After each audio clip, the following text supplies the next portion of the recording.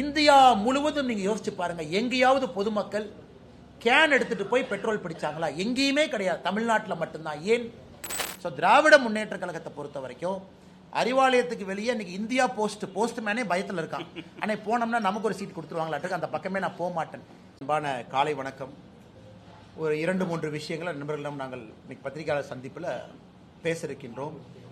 சில குற்றச்சாட்டுகளை வைக்கிருக்கின்றோம், சில விஷயங்களை பகிர இருக்கின்றோம். விளாத்திக்குளத்தில் 10ஆம் தேதி செவ்வாய்க்கிழமை அன்னைக்கு சாயந்தரம் அன்பு சகோதரி 17 வயசு இருக்கக்கூடிய அந்த அன்பு சகோதரிக்கு நடந்திருக்கக்கூடிய கொடூரமான நிகழ்வு என்பது இன்னும் அதற்கு தீர்வு கிடைக்கல.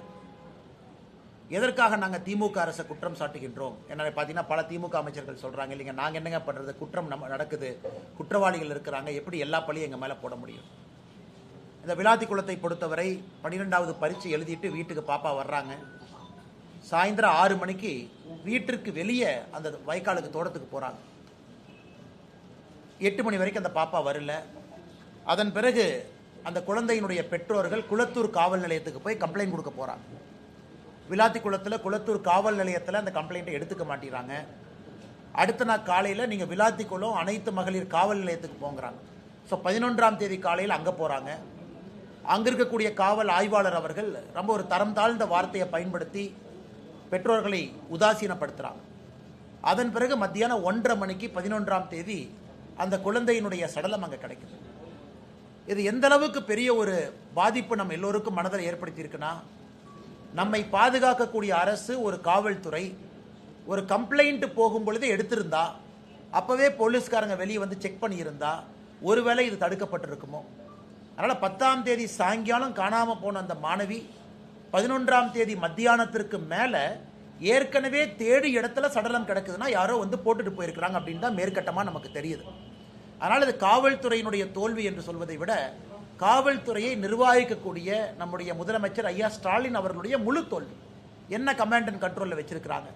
இன்னைக்கு வந்து ஹோம் செக்ரட்டரி அவங்க பத்திரிகையாளர் சந்திப்பில் ஒருத்தரை சஸ்பெண்ட் பண்ணிட்டு அதனால பிரச்சனை முடிஞ்சிருச்சு அப்படிங்கிற மாதிரி போறாங்க. இன்னும் குற்றவாளியை கைது செய்யப்படவில்லை.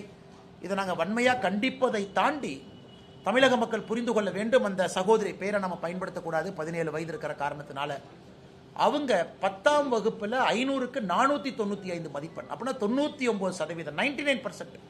இதை விட ஒரு ஏழை குடும்பத்தில் ஒரு குழந்தை என்ன பண்ண முடியும் நீங்க யோசிச்சு பாருங்க. 99% மதிப்பெண்கள் பெற்று அந்த தலைமுறையை உயர்த்தக்கூடிய ஒரு வாய்ப்பு இருந்தும் கூட அந்த குழந்தைக்கு இது போல் நடந்திருக்கிறது.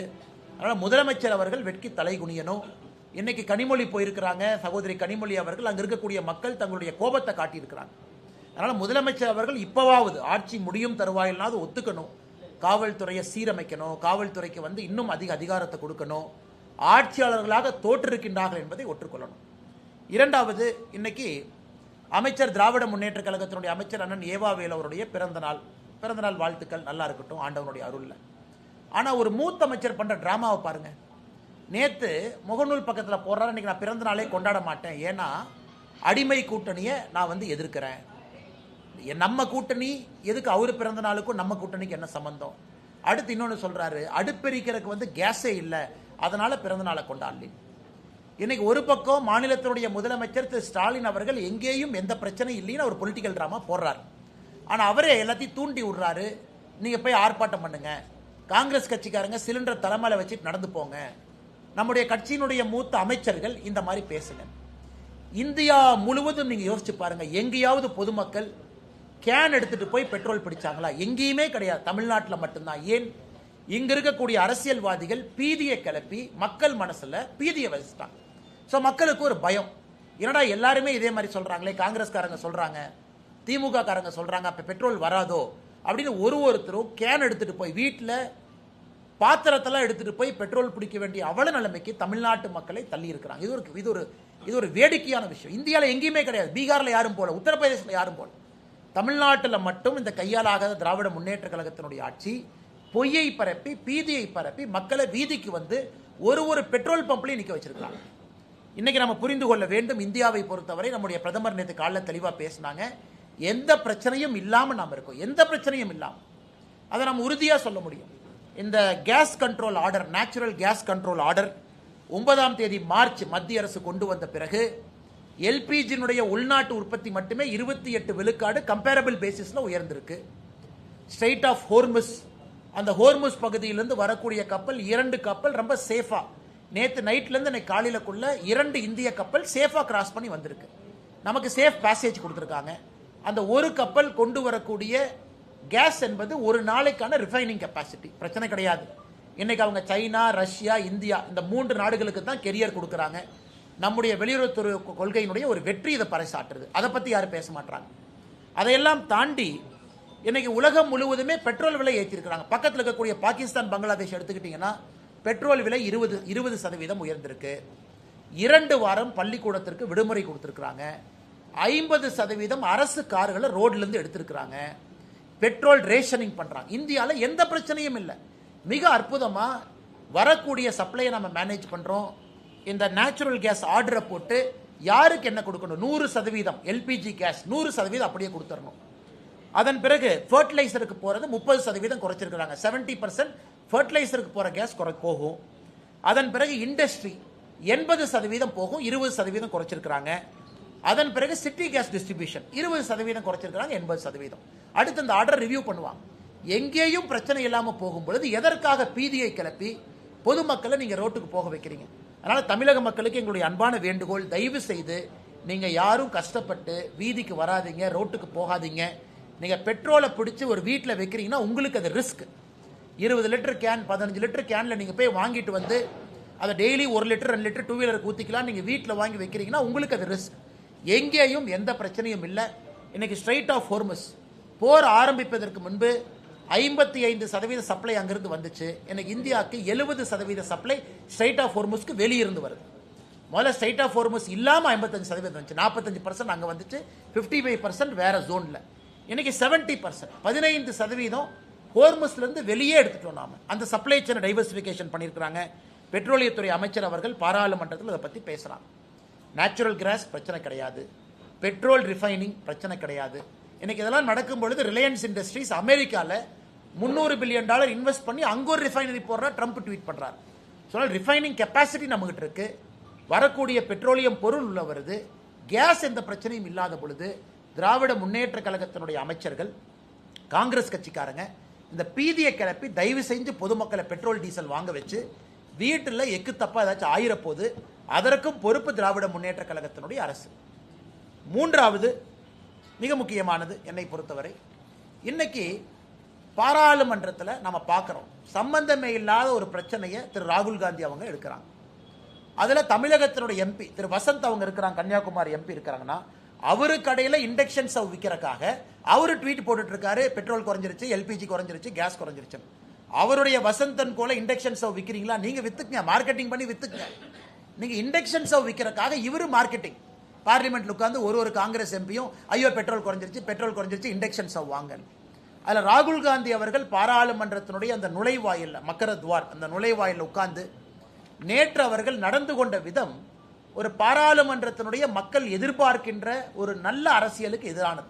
அந்த வழியை மறிச்சு உள்ள யாரும் எம்பியை போகாம டீ பிஸ்கட் சாப்பிட்டு காலேஜ் பசங்கள்லாம் இந்த காலேஜ் வாசல்ல காலேஜுக்கு வெளியே இந்த ரோட்ல உட்கார்ந்து இருக்கிற மாதிரி தான் காங்கிரசினுடைய எம்பிக்கள் உட்கார்ந்து பாராளுமன்றத்தினுடைய மாண்பை குறைத்திருக்கின்றார்கள். அதையும் கூட இந்த நேரத்தில் பாரதிய ஜனதா கட்சி எங்களுடைய கடுமையான கண்டனங்களை பதிவு செய்கிறோம். சம்பந்தம் இல்லாமல் இன்னைக்கு இவ்வளவு காங்கிரஸ்காரங்க சிலிண்டர் தூக்கிட்டு சுத்துறாங்க. யார் வீட்டிலாவது எல்பிஜி ப்ராப்ளமா? யார் வீட்டிலாவது கமர்ஷியல் சிலிண்டர் ப்ராப்ளம் கொஞ்சம் இருக்கு. அது இப்போ சரியாயிட்டு இருக்கு. அது முதல் நாள் ஏன்னா ரேஷன் போட்டு கொடுத்தாங்க, ஒரு 2-3 நாட்கள் பிரச்சனை இருந்துச்சு. அதுவும் கூட எனக்கு சரியாயிட்டே இருக்கு. எல்லா இடத்துலையும் திரும்ப ஹோட்டல்ல இயல்பு நிலைமைக்கு வந்துருச்சு. அப்படி இருக்கும் பொழுது சிலிண்டர் தலையில வச்சுக்கிட்டு காங்கிரஸ் கட்சிக்காரங்க தமிழ்நாட்டில் எதற்காக இந்த கூத்தாட அரங்கேற்றணும்? அதனால இந்த 3 விஷயங்களையும் நம்முடைய பத்திரிகை நண்பர்களுக்கு சொல்லணும். விளாத்திக்குளத்தை பொறுத்தவரை முதலமைச்சர் நேரில் போகணும். அதுதான் மிக குறைந்த ஒரு எதிர்பார்ப்பு. முதலமைச்சர் விளாத்திக்குளத்துக்கு நேரில் போகணும், அந்த குழந்தையினுடைய பெற்றோரை பார்க்கணும். அந்த பிஞ்சு குழந்தை அற்புதமாக படிக்கக்கூடிய குழந்தை, இன்னைக்கு நாம காவு கொடுத்துருக்கோம். இதை முதலமைச்சர் அவர்கள் பேசணும்.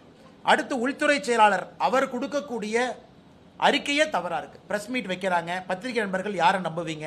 பத்திரிகை நண்பர்களை பொறுத்தவரை கவர்மெண்ட் நம்புவீங்க, கவர்மெண்ட் பொய் சொல்லாதுன்னு நீங்க நினைப்பீங்க. ஆனா உள்துறை செயலாளர் நடத்தக்கூடிய பிரஸ் மீட்ல அவரு டிஜிபி, போலீஸ் கமிஷனர் இவங்களா உட்கார்ந்து இருக்கக்கூடிய பிரஸ் மீட்ல இவங்களே பொய் சொல்றாங்க. நீங்க யோசிச்சு பாருங்க, 2021க்கான டேட்டாவை அவங்க கொடுக்குறாங்க. 2021 இந்தியாவில் எந்த அளவுக்கு பெண்களுக்கு எதிரான குற்றங்கள் நடந்திருக்குன்னு டேட்டாவை கொடுக்குறாங்க. இதில் உண்மையை சொல்ல வேண்டும் என்றால் 2021 டேட்டாங்க என்சிஆர்பியில் பப்ளிஷ் ஆயிருக்கு. மத்திய அரசு ஒரு ஆண்டும் கூட மாநில அரசுகிட்ட இருந்து டேட்டா வாங்குறாங்க. மத்திய அரசு மாநில அரசு வாங்குறாங்க. அந்த டேட்டாவை கம்பைல் பண்ணி என்சிஆர்பியில் போடுறாங்க. 2021 மாநில அரசு கொடுத்த தரவுகளை வைத்து மத்திய அரசு பப்ளிஷ் பண்ண என்சிஆர்பியில் தமிழகத்தில் 1686 கொலைகள் பதிவாயிருக்கு.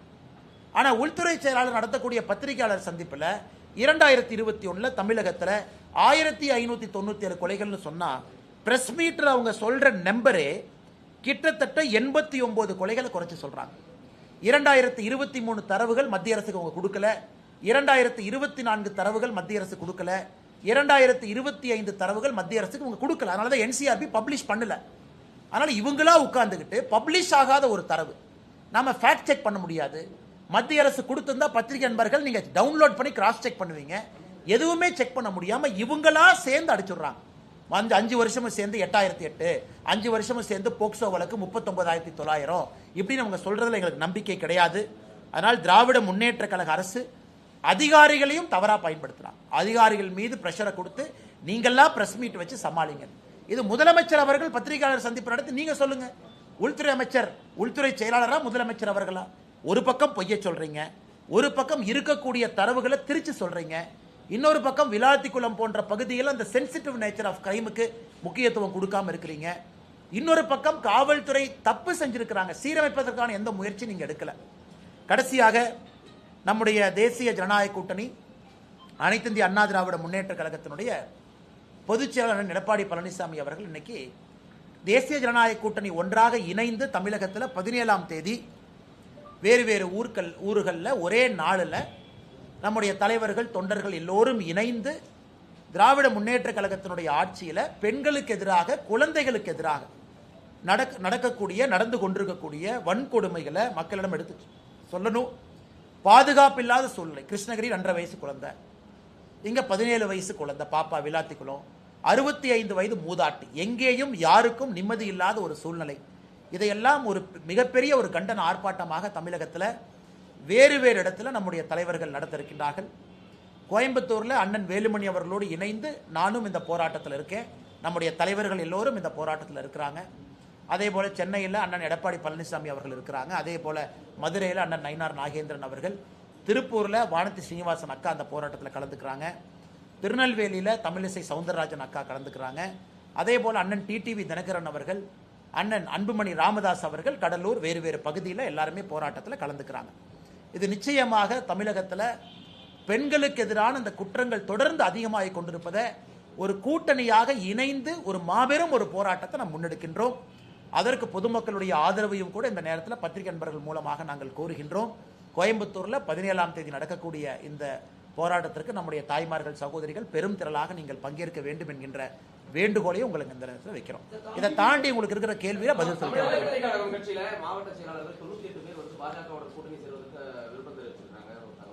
ஆனா தமிழக வெற்றி கழகத்தை பொறுத்த வரைக்கும் அந்த டிவிகேல இருக்கக்கூடிய பொதுச் செயலாளர் தலைவர்கள் அவங்க எது கூட்டம் நடத்துறாங்க அவங்கள தான் கேட்கணும். கருத்து என்ன கேட்டாங்க அவங்கள தான் கேட்கணும். அந்த கருத்துல அவங்களுடைய மாவட்ட செயலாளர்கள் என்ன சொல்லி இருக்கிறாங்க அவங்கள தான் கேட்கணும். இப்ப டிவிகே நடத்தக்கூடிய ஒரு கூட்டத்திற்கும் வீடியோ கான்பரன்ஸுக்கும் எப்படி நான் பதில் சொல்ல முடியுங்கன்னா, என்னை பொறுத்தவரை விஜய் அவர்களை பற்றி இதுவரை நான் பேசியிருக்கக்கூடிய கருத்திலிருந்து எந்த மாற்றமும் நான் மாத்திக்கல. நான் அப்படியே தாங்க நான் இருக்கேன். ஆனால் இன்னைக்கு ஒரு கூட்டணி வரணும், நடக்கணும் அப்படின்னு பத்திரிகை நண்பர்கள் நீங்க பேசுறீங்க. ஒரு பக்கம் டிவிக்கே எங்களுக்கு வேண்டாம் அப்படிங்கிறாங்க, இன்னொரு பக்கம் மாற்றுக் கட்சி நண்பர்களும் எங்க கூட்டணி பலமா இருக்கு நம்ம போறோம் அப்படின்னு. இன்னைக்கு புதிதாக எந்த ஒரு இன்ஃபர்மேஷன் இல்லைங்கன்னா புதிதாக சொல்வதற்கு அந்த கட்சிகிட்ட தான் நீங்க கேட்கணும். நீங்க மீட்டிங் நடத்துனீங்க, மீட்டிங்ல எதுக்காக கருத்து கேட்டீங்க, நீங்க கேட்ட கருத்து உண்மையா அப்படிங்கறக்கு அவங்க பதில் சொல்லணும். எங்களுடைய நிலைப்பாடு மாறாதப்ப நான் எப்படி பதில் சொல்ல முடியுங்கண்ணா? அண்ணா இன்னைக்கு நம்ம ஒரு விஷயத்தை தெளிவா புரிஞ்சுக்கணுங்கன்னா, தேர்தல் எந்த நேரமும் கூட டிக்ளேர் ஆகலாம். இன்னைக்கு நம்ம 14ஆம் தேதி, 16 வருதுங்கிறாங்க, 17 வருதுங்கிறாங்க, நமக்கு தெரியாது, 18ங்கிறாங்க. ஏதோ ஒரு நாள் இன்னும் அடுத்த இந்த வாரத்துக்குள்ள வருது. ஸோ தேர்தல் களம் சூடு பிடிச்சிருச்சு. திராவிட முன்னேற்ற கழகத்தை பொறுத்தவரை சீட்டு கொடுத்துட்டாங்க, சில பேர்த்து கொடுத்துட்டாங்க. கம்யூனிஸ்ட் இன்னைக்கு சண்டை போட்டு அவங்க அறிக்கை கொடுத்துருக்குறாங்க. நம்ம கூட்டணியில் உடனடியாக இந்த மாடல் கோட் ஆஃப் கண்டக்ட் வந்தவுடன் வேகமாக தலைவர்கள் அதை வேலை செய்ய போகிறாங்க. இன்னைக்கு எலெக்ஷன் மோட்டுக்கு எல்லாமே வந்துட்டாங்கண்ணா. அதனால் இன்னைக்கு என்னுடைய கருத்து, எங்கள் கூட்டணி பலமாக இருக்கு. தேசிய ஜனநாயக கூட்டணி இன்னைக்கு பலமாக இருக்கு. யாரையும் எதிர்பார்த்து இந்த கூட்டணி இல்லை. நாங்கள் பலமாக இருக்கின்றோம், ஆரோக்கியமாக இருக்கின்றோம். 17ஆம் தேதி முன்னெடுத்திருக்கக்கூடிய ஆர்ப்பாட்டமும் கூட ஒரு சான்று. 3 முறை பிரதமர் அவர்கள் வந்துட்டு போயிட்டாங்க தமிழ்நாட்டுக்கு தேர்தல் களத்துக்காக. இன்னும் 2-3 முறை வர இருக்கிறாங்க மாடல் கோட் ஆஃப் கண்டக்டுக்கு பிறகு. அதனால் எங்களை பொறுத்தவரை நாங்கள் பலமாக எங்கள் பாதையில் போகிறோம். மற்ற கட்சிகள் கூட்டணி வேணும்னு நினைக்கிறாங்க, மற்ற கட்சிகள் இன்டர்னல் மீட்டிங் போட்டு கேட்குறாங்கன்னா அந்த கட்சிகள் தான் பதில் சொல்லணும். எங்க நிலைப்பாட்டில் எந்த மாற்றம் இல்லை. நாங்கள் அதே நிலைப்பாட்டில் தான் நாங்கள் இருக்கோம். அண்ணா, நான் கொடுக்கக்கூடிய இடத்துலையும் இல்லை, வாங்கக்கூடிய இடத்துலையும் நான் இல்லைங்கண்ணா. கொடுக்கக்கூடிய இடத்துல சில தலைவர்கள் இருக்கிறாங்க, வாங்கக்கூடிய இடத்துல சில தலைவர்கள் இருக்கிறாங்க. அதனால இந்த இரண்டுக்கும் இடைப்பட்ட கருத்தாக ஏன் கருத்து இதில் என்ன சொல்றதுங்கண்ணா? என்டிஏ கூட்டணியை பொறுத்த வரைக்கும் இப்போ கூட்டணிக்கான கதவுகள் இன்னும் ஓப்பன்ல தான் இருக்கா, இல்ல புதிய கட்சிகள் எதிர்பார்க்கலாமா, இல்ல அவ்வளவுதானா சார்? அண்ணா, இன்னைக்கு பாருங்க, கம்யூனிஸ்ட் கட்சி சிபிஐ அதனுடைய தலைவர் ஐயா சண்முகம் அவர்கள் ஒரு பேட்டி கொடுத்துருக்காங்க இன்னைக்கு பத்திரிகை நண்பர்கள்ட்ட. இப்போ 5 நிமிஷத்துக்கு முன்னாடி எங்க காங்கிரஸ், ஒண்ணுமில்லாத காங்கிரஸுக்கு நீங்க 3 சீட்டை உயர்த்தி கொடுக்குறீங்க, கம்யூனிஸ்ட் கட்சிக்காரங்க நாங்கள் இவ்வளவு கஷ்டப்படுறோம், எங்களுக்கே நீங்க சீட்டை கொடுக்க மாட்டீங்க, நாங்கள் ஏத்துக்க மாட்டோம், கிளம்பியாச்சு. அண்ணன் வைகோ அவர்களுக்கு ரொம்ப கஷ்டப்பட்டு அன்னைக்கு சிரிக்கிறார் வைகோ அண்ணன். 4 தொகுதிகள் அப்படிங்கிறாரு. இது எப்படி இருந்த வைகோ அண்ணன் எப்படி ஆயிட்டார்? எப்படிப்பட்ட ஒரு மனிதர், எத்தனை தொகுதியில் நின்றவர், தமிழ்நாட்டு அரசியலே மாற்ற வேண்டும் நினைத்தவரை எனக்கு சீட்டையெல்லாம் குறைச்சு அந்த 4லையும் அடுத்து சொல்றார் 3 உதயசூரியன் சின்னம், 1 எங்கள் சின்னம். எனக்கு வைகோ ஐயாவை பார்க்கறக்கே ரொம்ப கஷ்டமா இருந்துச்சு. நம்ம கொங்கு கட்சி இந்த பகுதியில் நிற்கக்கூடியவங்க 3 கம்பீரமா 3 சீட்னு இருந்தாங்க. இன்னைக்கு அவங்களையும் 2 சீட்ல உட்கார வச்சிருக்காங்க. அதனால இன்னைக்கு அந்த கூட்டணியிலிருந்து தலைவர்கள் வெளியே வருவதை நான் பார்க்கிறேன். ஏன்னா திருமாவளவன் அண்ணன் இன்னைக்கு என்னை பொறுத்தவரை திருமாவளவன் அண்ணன் கண்டிப்பா இவங்களுக்கு ஒரு 6 சீட்டுக்கோ 7 சீட்டுக்கோ அவர் ஏத்துக்கு போறது கிடையவே கிடையாது. அதனால் திருமாவளவன் அண்ணன் கண்டிப்பா அசமாதானத்தில் இருக்காங்க, கம்யூனிஸ்ட் அசமாதானத்தில் இருக்கிறாங்க. அவங்களாம் என்ன பண்ணுவாங்கன்னு தெரியாதுங்கண்ணா. வெளியே வேற கூட்டணிக்கு போறாங்களா, தனியா நிற்கிறாங்களான்னு தெரியாது.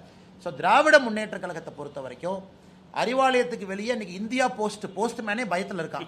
ஆனால் போனோம்னா நமக்கு ஒரு சீட் கொடுத்துருவாங்களாட்டுக்கு, அந்த பக்கமே நான் போக மாட்டேன்.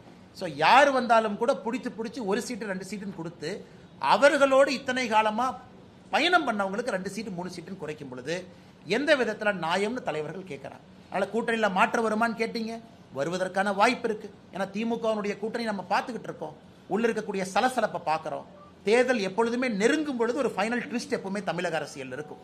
தமிழக அரசியல்ல எல்லா முறையும் தேர்தல் ஜஸ்ட் டிக்ளேர் ஆகிறதுக்கு முன்னாடி ஒரு ஃபைனல் ட்விஸ்ட் இருக்கும். இந்த டைம் என்ன ட்விஸ்ட்னு பொறுத்திருந்து பார்க்கலாம். என்னங்கண்ணா, நீங்க குறிப்பிட்ட மாதிரி உங்க கூட்டணி வலுவா இருக்குங்கிறீங்க. அதே சமயம் திமுக கூட்டணி தொகுதி பங்கீடுல ஆரம்பிச்சு போயிட்டு இருக்கு. ஆனா இந்த கூட்டணியில இன்னும் தொகுதி பங்கீடு ஆரம்பிக்காம இருக்கிற காரணம் ஏதாவது ஒரு பெரிய கட்சியை வரவேற்காக காத்திருக்க ஒரு சூழலா? அதே நீங்க குறிப்பிட்ட இன்னைக்கு ஆளுங்கட்சிக்கு அவசரம் இருக்குங்கண்ணா. காரணம், அவங்க மேல ஆன்டி இன்குபென்சி இருக்கு, மக்களுடைய கோபம் அவங்க மேல இருக்கு, உடனே பண்ணணும். ஆனா எதிர்கட்சியை பொறுத்தவரை அந்த அவசரம் கிடையாது. 2021 அன்னைக்கு அதிமுக ஆளுங்கட்சியாக இருந்த பொழுது கூட தேர்தல் அறிவிப்பு வந்த பிறகுதான் பாரதிய ஜனதா கட்சிக்கு தொகுதி பங்கீடு எங்க நிக்கணும் அப்படின்லாம் வந்துச்சுங்கண்ணா. ஸோ எங்களை பொறுத்தவரை யாருக்கும் எந்த அவசரமும் இல்லை. எல்லா இடத்துல எல்லாரும் வேலை செய்யறோம். உதாரணத்துக்கு நேற்று நான் தொண்டாமுத்தூர் பகுதியில் அண்ணன் வேலுமணி அவர்களோடு பிரச்சாரத்தில் இருந்தோம், வேறு பகுதியில் பிரச்சாரம் பண்ணிக்கிட்டு இருக்கோம். ஸோ நாங்கள் தொண்டாமுத்தூர் வேலுமணி என்ன அங்கே பிஜேபி நிற்கல அப்படியெல்லாம் இல்லை. வேலுமணி நிற்கிறாங்க, தேசிய ஜனநாயக கூட்டணி பாரதிய ஜனதா கட்சியும் நாமளும் ஓட்டு போடணும், எல்லாத்தையும் ஒருங்கிணைக்கிறோம், நாம கூட்டம் போடுறோம். அதனால் எங்களுக்கு எந்த அவசரமும் இல்லை. நாங்கள் எங்களுடைய டைம் லைனில் சரியான முறையில் போயிட்டு இருக்கோம். மேபி எங்களுடைய தலைவர்கள் மோடி ஐயா வரணும்னு நினைச்சாங்க, 3 மீட்டிங்கும் மோடி ஐயா முடித்து வைக்க வேண்டும் என்று நினைத்தார்கள், அது நடந்துருச்சு. அதன் பிறகு பாரதிய ஜனதா கட்சி இன்டர்னல் அசஸ்மெண்ட் அதையும் எங்களுடைய அகில இந்திய தலைவர்கள் செஞ்சிட்டு இருக்கிறாங்க. எந்த தொகுதி, யார் தொகுதிக்கான வேட்பாளர் யார், அந்த அசஸ்மெண்ட்டையும் நயினார் அண்ணா தலைமையில் ஒரு டீம் எடுத்துக்கிட்டு இருக்காங்க.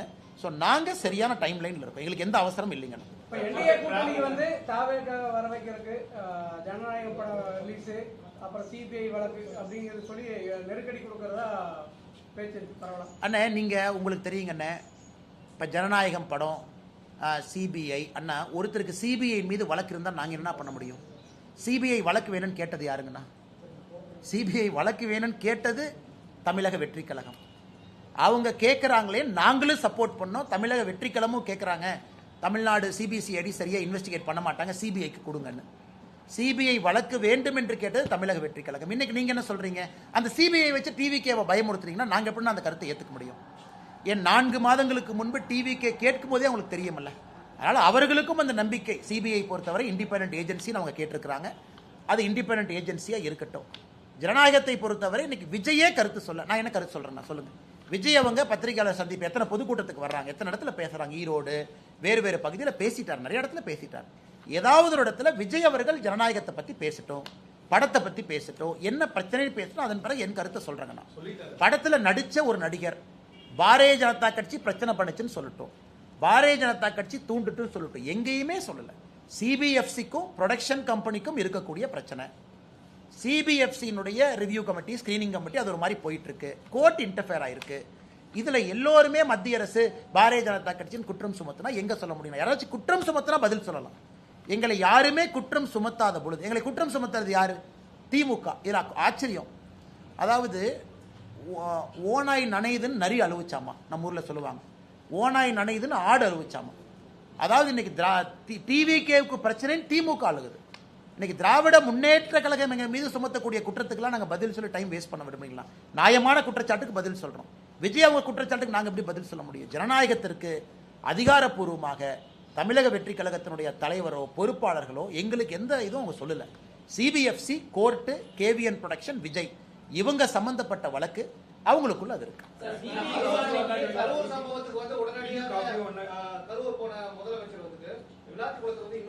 அதாங்க ஆச்சரியம். ஏன்னா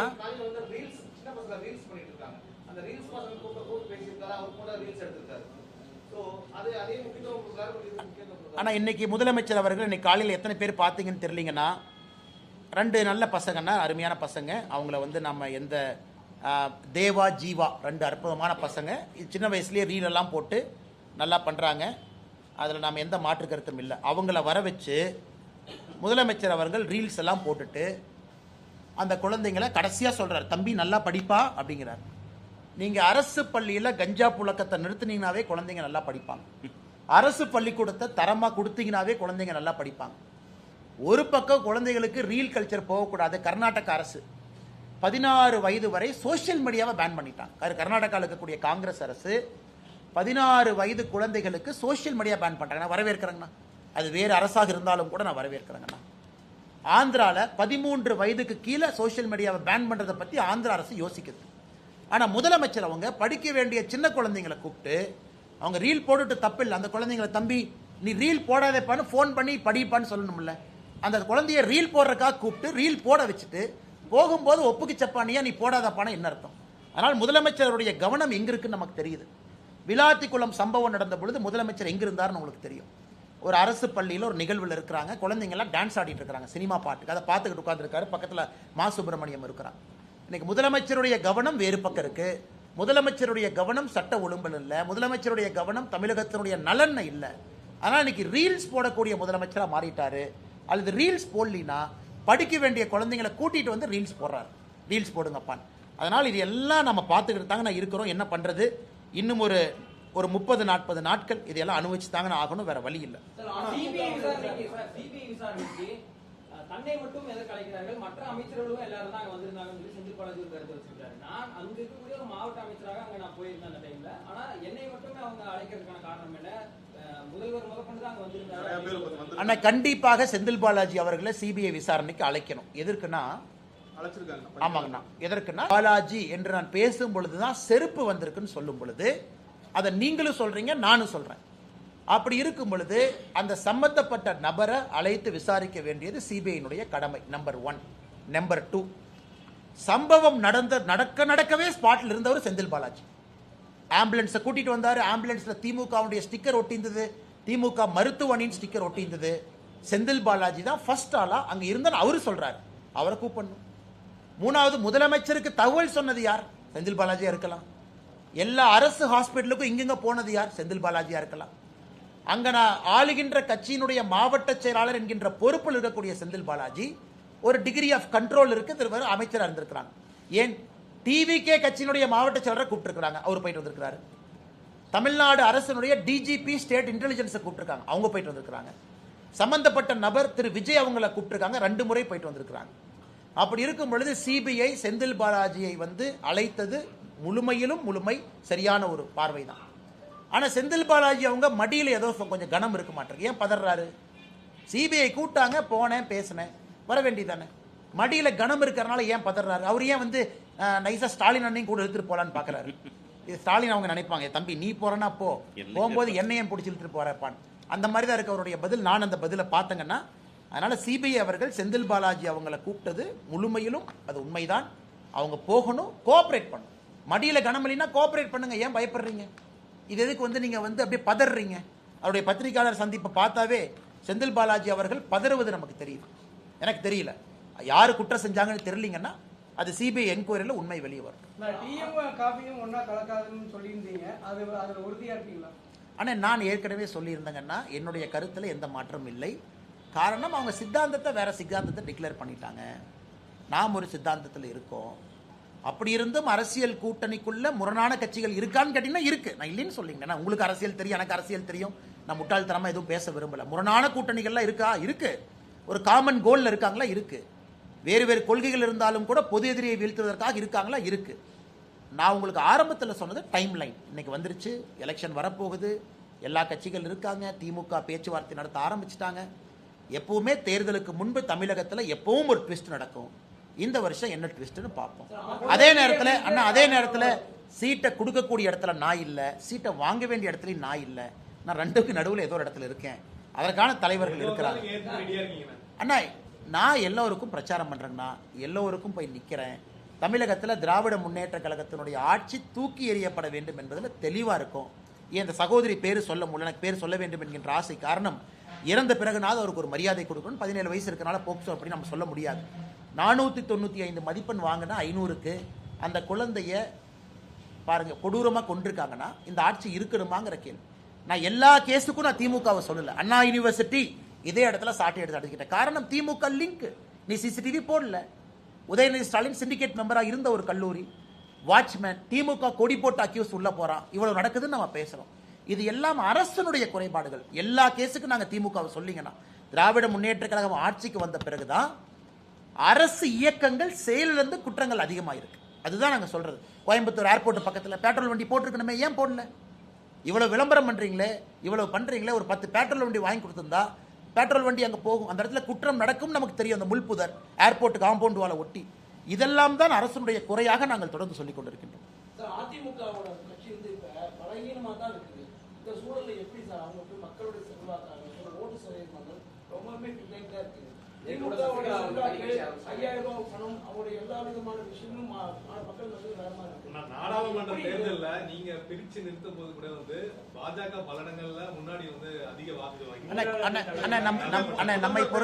நம்மை பொறுத்தவரை அனைத்து இந்திய அண்ணா திராவிட முன்னேற்ற கழகத்தினுடைய முதலமைச்சர் வேட்பாளர் முன்னாடி இருக்காங்க. கூட்டணி மிக வலுவாக பலமாக களத்தில் இருக்கு. அமமுக அண்ணன் டிடிவி தினகரன் அவங்க உள்ள இருக்கிறாங்க. அனைத்து இந்திய அண்ணா திராவிட முன்னேற்ற கழகத்தினுடைய தொண்டர்கள் மிக மிக சுறுசுறுப்பாக்காங்க. ஏன்னா அவங்க வெற்றியை சுவைத்தாக வேண்டும் என்கின்ற வெறியில் இருக்காங்க. நான் இன்னைக்கு பல இடத்துல பிரச்சாரத்துக்கு போகும்போது அதிமுக தொண்டர்கள் கூட இருக்கிறாங்க, நான் பார்க்குறேன். ஏன்னா அவர்களும் இந்த எலெக்ஷனை ஒரு மரியாதை பிரச்சனையாக நம்ம ஜெயிச்சாலுங்கிற வெறி அந்த தொண்டர்கள்ட்ட இருக்கு. பாரதிய ஜனதா கட்சியினுடைய தொண்டர்கள்ட்ட அந்த வெறி இருக்கு. ஜெயிக்கணும், பிரதமர் சொல்லிட்டாங்க, நம்ம ஜெயிக்க வைக்கணும்.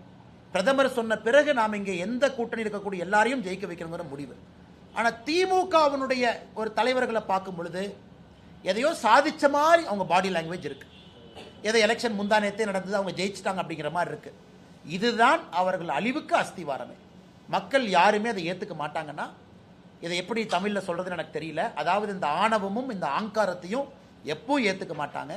இன்னைக்கு முதலமைச்சர் போகக்கூடிய கூட்டமெல்லாம் திமுக கூட்டத்துக்கு தான் போறார். இன்னொரு பப்ளிக்கை பார்க்கவே இல்லை. திமுக மகளிர் அணி மாநாடு, திமுக இளைஞர் அணி மாநாடு, திமுக மாணவர் அணி மாநாடு, திமுகவுடைய பூத்து முகவர்கள் மாநாடு. திமுக காரங்களே பார்த்துக்கிட்டு அவங்க முதலமைச்சர் வாழ்க வாழ்கிறாங்க. இது வந்து இந்த ரோம்ல நீரோக்கு இதே மாதிரி தான் இருந்துச்சுங்களாம். ரோம் எரியுது, ஐயா நீங்க வாழ்க ஃபிடில் ஊதுங்கிற மாதிரி முதலமைச்சர் இருக்கிறாங்க. மக்களை சந்திக்க முதலமைச்சர் வரும் பொழுது தெரியும் எவ்வளவு கோபத்துல மக்கள் இருக்காங்க. கேரளா அரசியலை பொறுத்த வரைக்கும் வந்து காங்கிரஸும் இவரு ராகுல் காந்தி என்ன சொல்றாரு அப்படின்னா, பிஜேபியும் கம்யூனிஸ்டும் ஒரே கட்சியா செயல்படுது, சிஜேபி அப்படின்ற குற்றச்சாட்டையே வைக்கிறாரு. காங்கிரஸ் அழிக்கிறதுல ஒரே நோக்கத்துல தான் ரெண்டு கட்சியும் இணைஞ்சு அண்ணா செயல்படுறாங்க. இன்னைக்கு ராகுல் காந்தி அவங்கள பொறுத்த வரைக்கும் அவர் என்ன கேட்கிறாருன்னா, ஏன் விஜயன் என்ன அரெஸ்ட் பண்ணல, கேரளாவுடைய முதலமைச்சர் திரு பினராயி விஜயன் அவர்களை ஏன் கைது பண்ணலன்னு கேட்கிறார் டெல்லியில. பாருங்க எந்த அளவுக்கு. ஆனா இங்க கம்யூனிஸ்ட்காரங்க இவங்க வந்து காங்கிரஸோட சேர்ந்து ரோட்ல போயிட்டு இருக்காங்க. எனக்கு புரியல. அதே போல ராகுல் காந்தி அவர்கள் அதோடு நிற்கல. நீங்கள் சொன்னது போல ஏதோ பிஜேபியும் கம்யூனிஸ்டும் பி டீம் ஏ டீம் ஏதோ ஒரு கருத்தை வைக்கிறார். இன்னைக்கு காங்கிரஸை பொறுத்தவரை கேரளாவில் அவங்களுக்குள்ள ஒன்று முதலமைச்சருக்கு சண்டை. விடி சதீஷன், கேசி வேணுகோபால் இவங்கெல்லாம் சண்டை. மணிசங்கர் ஐயர் நேராக போய் சொல்றாரு, காங்கிரஸே வேஸ்ட்டு, விஜயன் தான் ஜெயிப்பாரு, பினராயி விஜயன் தான் ஜெயிப்பாருன்னு சர்டிஃபிகேஷன் வேற கொடுக்குறாரு. அவரை காங்கிரஸ் கட்சியிலேருந்து நீக்கினா அவர் என்ன சொல்றாரு, நீக்கிப்பாரு, நான் வந்து ராஜீவ் காங்கிரஸ், நான் ராகுல் காங்கிரஸ் இல்லைங்கிறார். அதனால் இது எல்லாம் மறைப்பதற்காக அபாண்டமான குற்றச்சாட்டு நம்ம மீது வைக்கின்றார்கள். அங்கே பாரதிய ஜனதா கட்சி இந்த முறை it will make a big மார்க்குங்கனால் எந்த மாற்று கருத்தும் இல்லை. கம்யூனிஸ்ட் இன்னைக்கு ஆட்சியில் இருக்கிறாங்க, காங்கிரஸ் எதிர்க்கட்சியாக இருக்கு. ஆனால் இதில் யாருக்கு கெயின் யாருக்கு லாஸ் என்று சொல்வதை விட பாரதிய ஜனதா கட்சி தான் 2026 கேரளாவில் ஒரு பெரிய சக்தியாக வரும் என்பதில் எங்களுக்கு நம்பிக்கை இருக்கு. கடந்த காலம் வந்து அரசியல் வந்து பாத்தீங்கன்னா நீங்க வந்து அதிமுக கடுமையான விமர்சனம் செஞ்சிருக்கீங்க. இப்ப அதேயோட கூட்டணி சேர்ந்து வந்து நீங்க பிரச்சாரம் பண்ண போறீங்க. அதை எப்படி? நான் ஒரு பாரதிய ஜனதா கட்சியினுடைய உண்மையான தொண்டங்கண்ணா. ஏன்னா 2024 தனிச்சு நில்லுங்கன்னு சொல்லும் பொழுது ஆம் நான் விமர்சித்து தான் ஆகணும், தனிச்சு நிற்கணும், எங்கள் கட்சியை வளர்த்துறக்கத்தான் எனக்கு அந்த பொறுப்பு கொடுத்துருக்குறாங்க. மாநில தலைவர் பாரதிய ஜனதா கட்சி என்கின்ற பொறுப்பு பாரதிய ஜனதா கட்சியை வளர்த்துவதற்கு. ஆனால் இன்னைக்கு கூட்டணியில் இருக்கும் பொழுது இந்த கூட்டணியினுடைய ஒரு தொண்டன் நான். கூட்டணியில் ஒரு கருத்து இருக்கும் பொழுது அதை முழுமையாக ஏற்றுக்கிட்டு எங்களுடைய தலைவர்கள் இந்த வழியில் போன்னு சொல்லும் பொழுது போகணும். ஆனால் இங்கே வந்து என்னதான் நீங்கள் கிரிக்கெட்டில் 11 அப்படின்னு இருந்தாலும் கூட இட்ஸ் அ டீம் கேமுங்கண்ணா. இன்னைக்கு தமிழகத்தில் பாரத பிரதமர் நரேந்திர மோடி அவர்கள் என்டோர்ஸ் பண்ணியிருக்கிறாங்க, எடப்பாடி பழனிசாமி அவர்கள் முதலமைச்சராக வரணும். அவங்க ஸ்டேஜில் பேசிட்டாங்க. திரு அமித்ஷாஜி அவர்கள் தெள்ள தெளிவாக சொல்லிவிட்ட பிறகு அண்ணாமலையை பொறுத்தவரை எல்லோருக்கும் பிரச்சாரம் செய்வது என் கடமை. அதை நான் அப்போ இருந்து நான் ரிஃப்ளெக்ட் பண்ணுறேன், பிரதிபலிக்கிறேன். அது உங்களுக்கு என்ன நீங்கள் கேட்டீங்கன்னா, அண்ணா நீங்கள் மாற்றிட்டீங்களா அப்படின்னு சொல்கிறத விட இந்த பாரதிய ஜனதா கட்சியினுடைய ஒரு தலைவன் தொண்டனாகவும் இருக்க முடியும்னு நான் காட்டுறேன். தலைவராக இருக்கும் பொழுது கட்சியினுடைய வளர்ச்சிக்கு நான் தலைவராக இருந்தேன். இன்னைக்கு அந்த கட்சியினுடைய தொண்டனாக இருக்கின்றேன். கட்சியினுடைய வெற்றிக்காக நான் பாடுபடுறேன். அதான் என் கருத்து. ஆனால் அரசியலை பொறுத்தவரை உங்களுக்கு தெரியுங்கன்னா, எடப்பாடி அண்ணனும் என்னை பற்றி சில விமர்சனங்கள் வச்சிருக்கிறாங்க. எல்லா தலைவரும் என்னை பற்றி வச்சிருக்கிறாங்க. அது காலத்தினுடைய கட்டாயம், அந்த நேரத்துக்கு அவங்க வைக்கிறாங்க. அதனால் நீங்கள் ஒன்னொன்னையும் பின்னாடி திரும்பி பார்த்து அப்படி சொன்னீங்க இப்படி சொன்னீங்க இப்படி சொன்னீங்கன்னா எந்த அரசியலை யாரும் இங்கே பண்ண முடியாதுங்கண்ணா. இன்னைக்கு தமிழகத்திற்கு 2026க்கான தேவை எடப்பாடி பழனிசாமி அவர்கள். காரணம், எங்களுடைய கூட்டணியினுடைய முதலமைச்சர் வேட்பாளர் எல்லாரும் நிற்கிறோம், அவரை ஜெயிக்க வைக்கிறதுக்காக இருக்கும். 234 தொகுதியில் தேசிய ஜனநாயக கூட்டணியினுடைய வேட்பாளர் ஜெயிக்க வைக்கிறதுக்காக இருக்கிறோம். அதனால் ஒருத்தர் சொன்னது, உதாரணத்துக்கு முதலமைச்சர் ஐயா ஸ்டாலின் அவர்கள் இந்த முறை நான் எனக்கு பாயிண்ட் பண்ணாங்க, அண்ணே நீங்கள் வந்து ஸ்டாலின் ஐயாவுக்கு பர்த்டேக்கு விஷ் போட்டீங்க, ஸ்டாலின் ஐயா உங்களுக்கு ரிப்ளை பண்ணியிருக்காங்க. ஆனால் எனக்கு ரிப்ளை பண்ணுறாங்க, ரிப்ளை பண்ணிங்கிறது ரெண்டாவது. முதலமைச்சராக நான் ஸ்டாலின் அவர்களை விட்டு கொடுத்தது கிடையாது எங்கேயும். அந்த மரியாதை, அந்த தரம், அவருக்கு கொடுக்கக்கூடிய அந்த செல்வாக்கு, முதலமைச்சர் என்கின்ற பதவி எப்பொழுதுமே எங்கேயும் நான் விட்டு கொடுத்தல. ஆனால் எங்களுடைய அரசியல் தவறு செய்யும் பொழுது ஆரோக்கியமான அரசியலை வைக்கிறோம். அதை முதலமைச்சர் என்னுடைய பிறந்தநாள் வாழ்த்துக்கு திரும்ப பிரதிபலிக்கிறாங்கன்னா அதை நான் வரவேற்கிறேங்க. அப்படித்தான் அரசியலை பொறுத்தவரை. அதனால் எல்லா இடத்திலும் சில விமர்சனங்களை வைக்கிறோம், அது ஆரோக்கியமான விமர்சனமாக வைக்கிறோம், கட்சியினுடைய வளர்ச்சிக்காக வைக்கிறோம். நாளைக்கு முதலமைச்சர் தேர்தலுக்கு பிறகு ஒரு பொது இடத்துல பார்த்தாலும் கூட திரு ஸ்டாலின் அவர்கள்ட்ட அதே மரியாதையோடு அதே அன்போடு தான் நான் போய் பேசிட்டு வருவேன், பழகிட்டு வருவேன். காரணம், தமிழ்நாட்டினுடைய முதலமைச்சராக இருந்தவர். அதனால் அதில் போய் நீங்கள் முதலமைச்சர் எடுத்து பேசிட்டீங்க, நீங்கள் மூஞ்சியை திருப்பிட்டு போவீங்களா? நான் ஒரு கட்சியினுடைய சாதாரண தொண்டன், அப்படிலாம் அரசியல் பண்ண முடியாதுங்கண்ணா. அதனால் இன்னைக்கு தேசிய ஜனநாயக கூட்டணியுடைய வெற்றி வாய்ப்புக்கு பாடுபட வேண்டிய கடமை தொண்டன் எனக்கு இருக்கு. காரணம், நிறைய பேரை நீ பார்க்குறாங்க, நிறைய பேர் நான் என்ன செய்கிறேன்னு ஒத்து கவனிக்கிறாங்க. அப்போ அவர்களுக்கும் ஒரு தொண்டனாக என்னுடைய தரத்தை காட்டுவதும் என்னுடைய கடமையாக இந்த நேரத்தில் இருக்கு. அண்ணா எனக்கு இதுவரை கட்சியில் யாருமே வந்து தேர்தலில் நில்லுங்க அப்படின்னு சொல்லலிங்கன்னா, 2024 பாராளுமன்ற தேர்தலில் நிற்க சொன்னாங்க.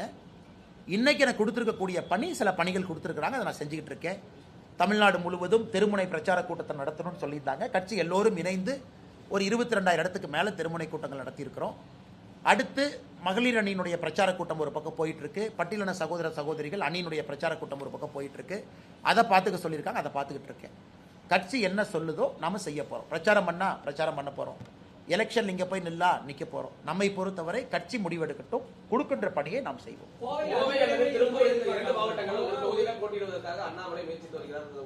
நான் தான் சொல்லிட்டேன் பாருங்க, இதுவரைக்கும் வாயை திறந்து சீட்டை கொடுங்கன்னு யார்ட்டையும் கேட்டதில்லை, என் லைஃப்லேயே கேட்டதில்லை, கேட்கவும் மாட்டேன். அது என்னோட பழக்கமும் கிடையாது. 2021 டெல்லிக்கு சென்ற பிறகு கட்சி சொன்னாங்க அரவக்குறிச்சியில் போட்டியிட்டேன். 2024 வரை எங்கள் வேலையை செஞ்சுக்கிட்டே இருந்தேன். டெல்லிக்கு நாம் எல்லாத்தையும் எடுத்துகிட்டு போனோம், பேரையெல்லாம் எடுத்துகிட்டு போனோம். போட்டியிட வேண்டும் என்று கட்சி சொன்னார்கள். கோயம்புத்தூரில் 13 நாள் இருந்துச்சு, நேராக வந்து இறங்கி வேலை செஞ்சு வேலையை ஆரம்பித்தோம். கட்சி சொல்லட்டும், எதாக இருந்தாலும் நாங்கள் செய்கின்றோம். நானாக அதெல்லாம் நான் தாண்டி வந்துட்டேங்கண்ணா. நானாக போய் எனக்கு கொடுங்க, இதை கொடுங்க அப்படின்னு கேட்குற நிலைமையில் நான் இல்லை. கட்சி தேவையை விட அதிகமாக தான் நம்ம கொடுத்துருக்குறாங்க. கட்சி சொல்கிறத நம்ம செய்ய போகிறோம். நானாக இந்த கட்சிக்கிட்ட எதையும் கேட்க மாட்டேன். தேவையை விட அதிகமாக கொடுத்துருக்குறாங்க. எத்தனையோ தலைவர்கள் இருக்கும் பொழுது எதுக்கு 36 வயசில் ஒரு மாநில தலைவர்னு ஆக்கணுங்கண்ணா? நம்ம கேட்டோமா? கொடுத்துருக்குறாங்க, அந்த வேலையை செஞ்சோம். இல்லை மாநில தலைவர் பதவி இப்போ இவங்க இருக்கணும்னு சொன்னாங்க, நம்ம அப்ஜெக்ட் பண்ணோமா? இல்லை, சொல்லியிருக்கிறாங்க, நம்ம பின்பற்ற போகிறோம். அடுத்து இதை செய்யன்னு சொல்ல போகிறாங்க, நம்ம செய்ய போகிறோம். அப்படித்தான் ஒரு கட்சியில் நீங்கள் இருக்க முடியுமோ தவிரன்னா டிமாண்டு இப்படி இருக்கணும் அப்படி இருக்கணும். ஒரு தலைவனுக்கும் அது அழகல்ல, தொண்டனுக்கும் அழகல்ல. அதே நேரத்தில் கோயம்புத்தூர், திருப்பூர், கொங்கு பகுதியில் பாரதிய ஜனதா கட்சி நிறையா சட்டமன்ற உறுப்பினர் அனுப்பணும். அனைத்து இந்திய அண்ணா திராவிட முன்னேற்ற கழகம் நிறையா சட்டமன்ற உறுப்பினர் அனுப்பணும். தமிழ்நாடு முழுவதும் பாரதிய ஜனதா கட்சிக்கு சட்டமன்ற உறுப்பினர்கள் இருக்கணும். தமிழ்நாடு முழுவதும் அதிமுக நிறைய இடத்துல ஜெயிக்கணும். அதான் எங்கள் நோக்கம். எல்லோருக்கும் இதில் லாபம் இருக்கணும், எல்லோருக்கும் இதில் மகிழ்ச்சி இருக்கணும், எல்லா கட்சிகளும் சந்தோஷமா இருக்கணும். அதற்கான ஒரு முயற்சியை நோக்கி போயிட்டு இருக்கோம். இப்ப தேர்தலுக்காக திமுக ஆகட்டும் அதிமுக ஆகட்டும் பல்வேறு பகுதிகளில் அண்டா குண்டா இப்படி கொடுக்க தேர்தல் கால அந்த ஒரு அன்பளிப்பு மாதிரி இல்லாம தலைவர்களின் பிறந்த நாளை ஒட்டி கொடுக்கப்படும் நலத்திட்டங்கள் என்ற பெயர்ல கொடுக்குறாங்க. இந்த மாதிரி அரசியலை நீங்க பார்த்து வந்து இதுக்கான மாற்று அரசியல் அப்படிங்கிற விஷயங்கள் இன்னைக்கு இருக்கக்கூடிய சூழ்நிலை வாழ்க்கையில சில இடத்துலங்கன்னா சில விஷயத்தை பார்க்க முடியும், செயல்படுத்த முடியாது. ஒரு சூழ்நிலை வரும்பொழுது செயல்படுத்த முடியும். இன்னைக்கு நடக்கின்ற அரசியலை பார்த்து கொண்டிருக்கின்றோம். கட்சி சொல்லுகின்ற வேலை வரும் நாள் வரும், அன்னைக்கு அதை பேசுவாங்க. இன்னைக்கு நம்ம வேலையை செய்வோம். காம்ப்ரமைஸ் இல்ல, நான் தப்பு பண்ணல, நான் என் இன்டெகிரிட்டியை மெயின்டைன் பண்ணிக்கிறேன். கூட்டணி நாங்க எல்லாத்துக்கும் எல்லாம் அட்ரிபியூட் பண்ண முடியாதுன்னா அவங்கவுங்க வேலையை செய்யறாங்க. ஆனால் நான் நீங்க சொல்றதை வச்சு இவங்க இதை கொடுத்தாங்க அதை கொடுத்தாங்க இதுக்குள்ளே நான் போக விரும்பலீங்கன்னா அண்ணாமலை என்கின்ற மனிதனை கேளுங்க, என் அரசியலை கேளுங்க. நான் சொல்றேன், கூட்டணியை பத்தி இவ்வளவு கேட்டீங்க, விலாவரியா பேசிட்டேன். சீட்டு கேட்டீங்களான்னு கேட்டீங்க, கேட்கலீங்க. கட்சி சொன்னா நிக்கிறேன், இல்லாட்டி பிரச்சாரம் பண்றேன்னு சொல்லிட்டேன். இதை விட நான் என்ன தெளிவா சொல்லணும்? அதிகமா வந்துட்டு மாற்று கட்சிகளை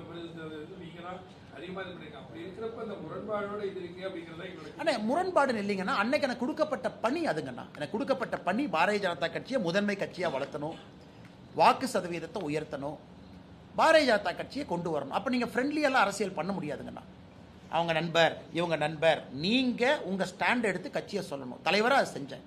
இன்னைக்கு தொண்டனா இந்த கட்சி நான் வழி நடத்தலிங்கன்னா I am also one of the காரியகர்த்தா. கட்சியில் 50 லட்சம் பேருக்கு மேல இருக்காங்க, அதில் நானும் ஒருத்தன். தமிழ்நாட்டில் 39 தேசிய பொதுக்குழு உறுப்பினர் இருக்காங்க, அந்த 39 பேர்த்துல நானும் ஒருத்தன். அதனால இன்னைக்கு கட்சி கொடுத்துருக்கக்கூடிய பணி, நான் இன்னைக்கு நெரட்டிவ் செட் பண்ணல, இப்படித்தான் நான் சொல்லல. ஒரு காலம் வரும் பொழுது அன்னைக்கு நான் உங்க கேள்விக்கான பதில கண்டிப்பா நான் எதிர்கொள்ள போறேன், கண்டிப்பா நான் சொல்ல போறேன். அன்னைக்கு நான் நோ கமெண்ட்லாம் எப்பவுமே என்னோட அரசியல் வாழ்க்கையில எந்த கேள்விக்கு நோ கமெண்ட் நான் சொன்னதே இல்லைங்கண்ணா. அது எந்த கேள்வி கேட்டாலும் நான் பதில் சொல்லியிருக்கேன். இன்னைக்கு நாம அதிமுகவை ஜெயிக்க வைக்கிறோம், எடப்பாடி அண்ணா முதலமைச்சர் ஆக்கிறோம், பாரதிய ஜனதா கட்சியினுடைய சட்டமன்ற உறுப்பினர்களை சட்டசபைக்கு அனுப்புறோம், கூட்டணி கட்சியை ஜெயிக்க வைக்கிறோம். பாட்டாளி மக்கள் கட்சியினுடைய மாநகர தலைவர் இப்பதான் வந்தாங்க, 40 பேர்த்தோட வந்தாங்க, புதிய பொறுப்பேற்றிருக்கிறாங்க. இப்பதான் வந்து டீ எல்லாம் சாப்பிட்டு போனாங்க. எல்லோரும் அண்ணன் தம்பிகளாக ஒருங்கிணைந்து பணியாற்றும், அதான் நம்ம நோக்கம்.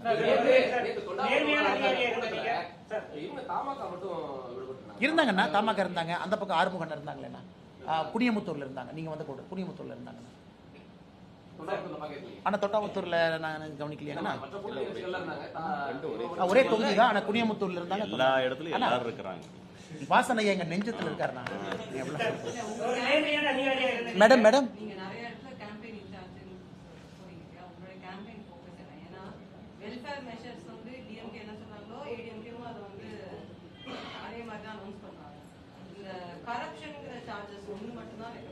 மேடம் திஸ் டைம் வந்து தமிழ்நாட்டை பொறுத்த வரைக்கும் வெல்ஃபேர் பாலிடிக்ஸ் என்பதை தாண்டி எஃபிஷியன்சி ஆஃப் கவர்னன்ஸ் தான் முதல் நோக்காக மக்கள் பார்க்குறாங்க. ஏன்னா எல்லா கட்சிகளுமே இன்னைக்கு வெல்ஃபேரை பொறுத்த வரைக்கும் இன்னைக்கு ஆல்மோஸ்ட் ஒரே பேஜில் இருக்காங்க. புதிதாக வந்திருக்கக்கூடிய தமிழக வெற்றி கழகமும் வெல்ஃபேரில் ஒரு பக்கம் இருக்கிறாங்க. நாம் தமிழர் கட்சி மட்டும்தான் தனிச்சிருக்கு. அந்த வெல்ஃபேரிசம் அப்படின்னு வெல்ஃபேர் எக்கனாமிக்ஸ் தான் தனிச்சிருக்கிறாங்க. 3 பிரதான கட்சிகளும் ஒரே பக்கம் தான், அதில் எந்த மாற்று கருத்தும் இல்லை. இரண்டாவதுங்க மேடம், தமிழகத்தை பொறுத்தவரை இன்னைக்கு எஃபிஷியன்சி ஆஃப் கவர்னன்ஸ். நீங்க அரச கட்டுப்பாட்டில் வச்சிருக்கிறீங்களா? சட்டம் ஒழுங்கு பாதுகாப்பா இருக்கா? அதிகாரிகள் வேலை பார்க்கறாங்களா? நீங்க வரக்கூடிய பணத்தை சரியா டிஸ்ட்ரிபியூட் பண்றீங்களா? மத்திய அரசுடைய திட்டங்களை கொண்டு வர்றீங்களா? இதுல என்டிஏவுக்கு ஒரு பெரிய எட்ஜ். ஏன்னா தமிழ்நாட்டு மக்களுக்கு இன்னும் 5 ஆண்டுகளுக்கு சண்டை போடுற ஒரு கட்சி வேண்டாம். இன்னும் 5 ஆண்டுகளுக்கு மத்திய அரசோடு உரசுகின்ற ஒரு கட்சி வேண்டாம். மத்திய அரசுடைய திட்டங்களை செயல்படுத்தக்கூடிய கட்சி, அதே நேரத்தில் சட்டம் ஒழுங்கை பாதுகாக்கக்கூடிய ஒரு கட்சி, அதே நேரத்தில் லோக்கல் கரப்ஷன், ஒரு தாசில்தார் ஆஃபீஸில், ஆர்டிஓ ஆஃபீஸில், டிஸ்ட்ரிக்ட் மினிஸ்டர் ஆஃபீஸில் ஒரு கரப்ஷன் இல்லாத ஒரு ஆட்சி வேணும்னு நினைக்கிறாங்க. இன்னைக்கு அது தேசிய ஜனநாயக கூட்டணி தான் அதை கொடுக்க முடியும். ஸோ வெல்ஃபேர் எக்கனாமிக்ஸ் ஆல்மோஸ்ட் எல்லாரும் சேம் பேஜ், அதில் அப் டவுன் எதுவும் இல்லைங்க. ஏன்னா மக்களுக்கு தெரியும் அதிமுக தேசிய ஜனநாயக கூட்டணி ஆட்சி இங்கே வந்த பிறகு இமிடியட்டாக நாம சொன்னதை கொடுக்க போகிறோம். அதில் எந்த மாற்று கருத்தும் இல்லை. ஏன்னா நம்மகிட்ட அந்த ப்ரூவன் கெப்பாசிட்டி இருக்கு. So efficiency of governance first வைக்கிறோம். அதில் இந்த விஷயங்கள் எல்லாம் நம்ம பேசிட்டு வரோம். நேர்மையான ஐபிஎஸ் அதிகாரியா இருந்த நீங்க இன்னைக்கு விட திமுக அதிமுக கட்சிகள் வாக்காளர்கள் விலை பேசுவதை விட எப்படி பாக்குறீங்க? நன்றி அண்ணா. சொன்னீங்க அந்த அண்ணா 45 நிமிஷம் பேசிடுறேன். ஆனா கவுண்டம்பாளையத்துல போட்டீங்கன்னா இப்பதான் இங்கிருந்து திருப்பூர்ல இருந்து ஆரம்பிச்சு கவுண்டம்பாளையம். ஏன்னா 2 தொகுதியில விட்டு கவுண்டம்பாளையத்துல இருக்கீங்க. தலைவர் ஒரு 2 தொகுதியில விட்டு வைங்க. எல்லா தொகுதி எம்பி அண்ணா, 2 தொகுதியில வடக்கு ஒண்ணு கவுண்டம்பாளையம் ஒண்ணு. கவுண்டம்பாளையம் உங்களுக்கு நான் வந்து எங்கேயுமே தமிழ்நாட்டுல எங்க நின்னாலும் ஜெயிக்கக்கூடிய நபர். நீங்க எதுக்கு அதிகமா எம்எல்ஏக்கள் பாஜக அண்ணா இல்லைங்கண்ணா. கூட்டணிக்குள்ள பெரிய ஒரு சலசலப்பு அண்ணா இல்லை அப்படி இல்லைங்கண்ணா. நிக்கிற இடத்துல ஜெயிக்க வைக்கணும். அதான் கொங்கு மண்டலத்திலிருந்து அதிக பாரதிய ஜனதா கட்சி உறுப்பினர்கள் போகணும்னா நிக்கிற இடத்துல ஜெயிக்க வைக்கணும். அது ஃபர்ஸ்ட் எங்க கோல். போன முறை வந்து அரவக்குறிச்சி, தாராபுரம் 2 தொகுதிகள் இங்கே எங்களுக்கு வாய்ப்பு இல்லாமல் போச்சு. இந்த முறை எத்தனை தொகுதிகள் இருந்தாலும் 100% ஸ்ட்ரைக் ரேட் இருக்கணும். அதே போல் அதிமுக, பாரதிய ஜனதா கட்சி, கூட்டணி கட்சிகள் நல்ல ஆரோக்கியமான ஓட் டிரான்ஸ்ஃபர். அதனால ஸ்ட்ரைக் ரேட் பக்காவா இருக்கணும் அப்படிங்கிறது நம்முடைய நோக்கம்.